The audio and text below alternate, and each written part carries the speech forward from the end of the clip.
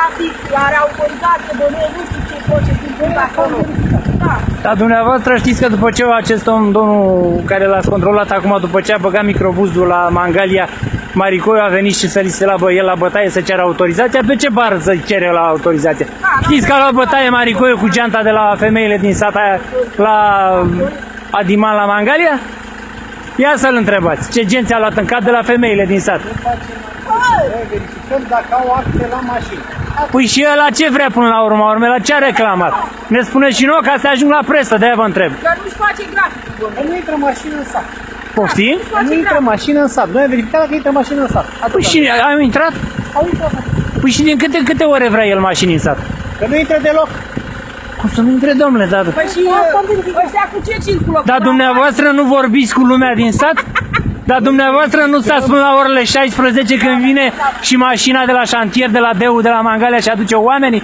La 8 intră iar autobuzul de la Deu? De ce nu se sesizați faptul că șanturile astea nu sunt făcute? Că drumul ăsta e plin de găuri, făcut Dumnezeu, mami, să-i fut eu de șanț? Poftim? Dar banii cine ia?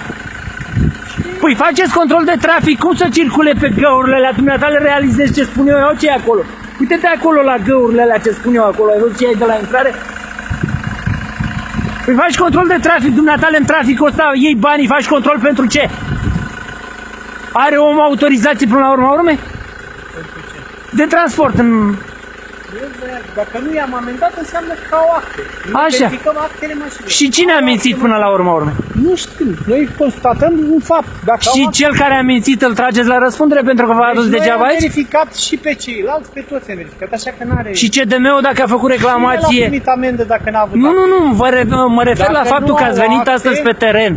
Dumneavoastră că ați venit pe teren și ați pierdut timpul astăzi până la ora asta. Nu-i trageți amendă și lui ăla pentru că v-a adus în eroare?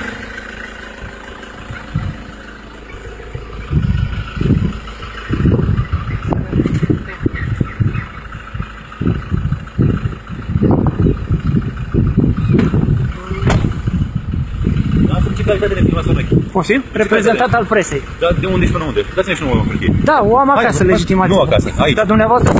Stai liniștit. Stai liniștit, că vine poliția, vezi că mai am alte camere pe mine. Te rog frumos, da? Stai Deci, te rog liniștit, frumos. stai liniștit că am Fără camere. Fără acordul meu, da? Ești pe domeniul public. Ce vorbești?